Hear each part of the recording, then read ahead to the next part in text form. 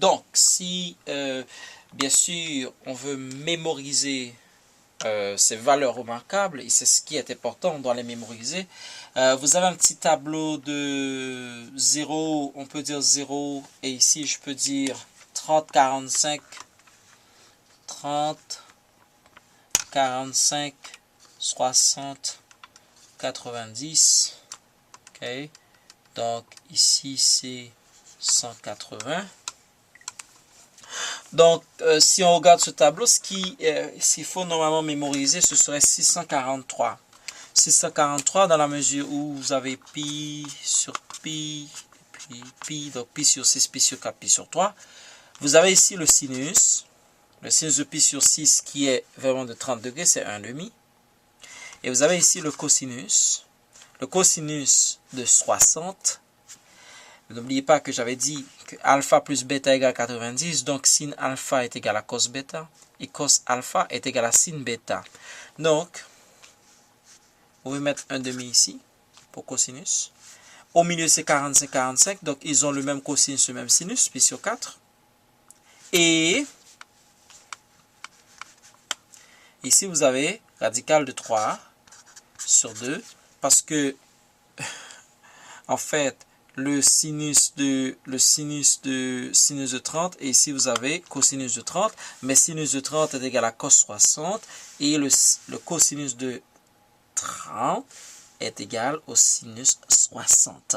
Donc pourquoi? Parce que 30 plus 60 donne 90. Donc en fait, voici ce qu'il faut retenir, et si vous retenez cette partie-là, en fait seulement la première ligne, cette partie-là, si vous retenez cette partie, tout est retenu. Alors vous allez me dire, est-ce qu'on peut retenir aussi 0? Mais 0 est simple parce que ici vous voyez que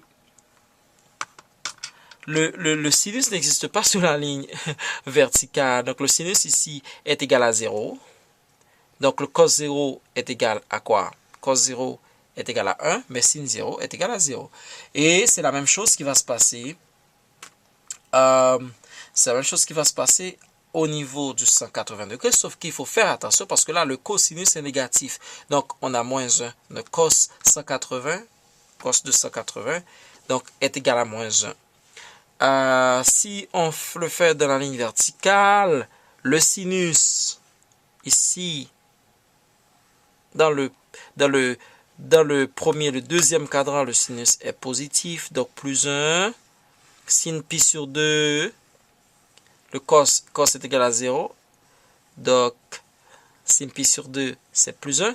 Tandis que si on s'en va exactement ici, au niveau du troisième et du quatrième cadran, le sinus est négatif. Le sinus ici s'en va vers le bas. C'est moins 1.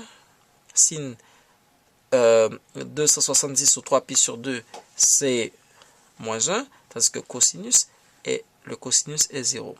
Vous pouvez remarquer aussi, il y a d'autres fils conducteurs. J'en ai parlé tout à l'heure des angles supplémentaires. Je vous ai dit que sin alpha égale à sin bêta dans le cas d'angle de deux angles qui donnent 180 degrés. Et j'ai parlé de sin 60 et sin 120. Sin 60 est égal à sin 120. Tandis que dans le cas du cosinus 60 est égal à moins cosinus 120. Donc, si les angles sont supplémentaires, ça va être l'opposé des cosinus, tandis que le sinus, ça va être l'égalité.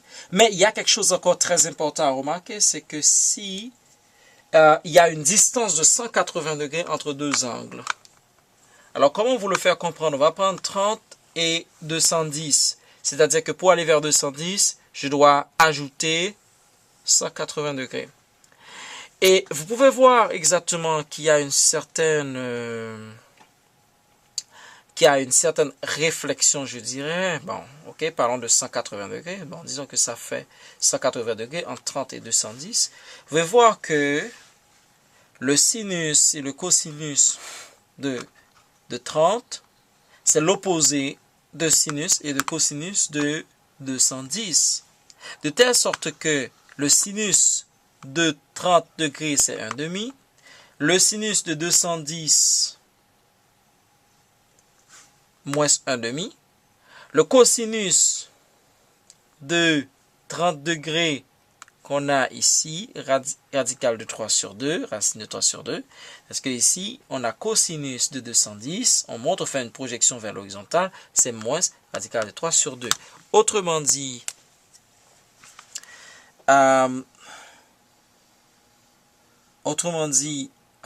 si vous avez par exemple deux angles 30, ok, 30 plus 180 donne 210. Donc, s'il y a un écart de 180 entre deux angles, et vous voulez savoir leur cosinus et leur sinus, donc entre pour 30 et puis 210, il faut carrément mettre un moins. Donc, c'est-à-dire que si vous avez sin et cosinus, disons que ici, vous avez une valeur pour le 30 degrés, la valeur du cosinus, on va mettre le cosinus avant parce que c'est l'abscisse. Donc, cosinus de 30 est égal à radical de 3 sur 2, tandis que sinus de 30 est égal à 1 demi. 1 demi. Là, vous allez avoir pour 210, ça va être la même chose, sauf que les signes vont changer. Ici, vous allez avoir 3 sur 2 et 1 demi. Ce qu'il faut se rappeler aussi, c'est que dans le premier cadran, pour le premier cadran, cosinus est positif, sinus est positif. Deuxième cadran, sinus est positif, cosinus est négatif. Troisième cadran, cosinus encore négatif, sinus négatif. Quatrième cadran, sinus négatif, cosinus positif.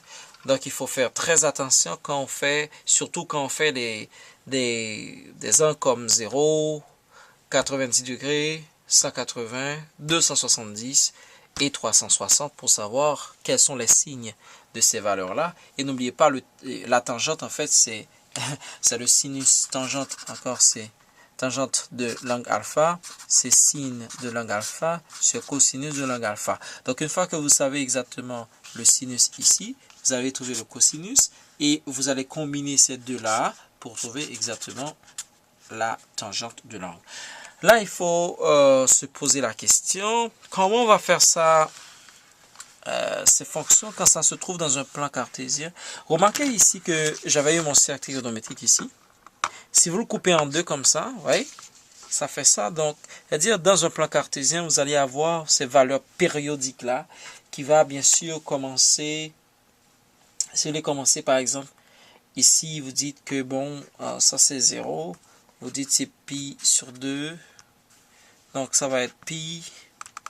Ça va être 3 pi sur 2. Ça va être de pi. Ok.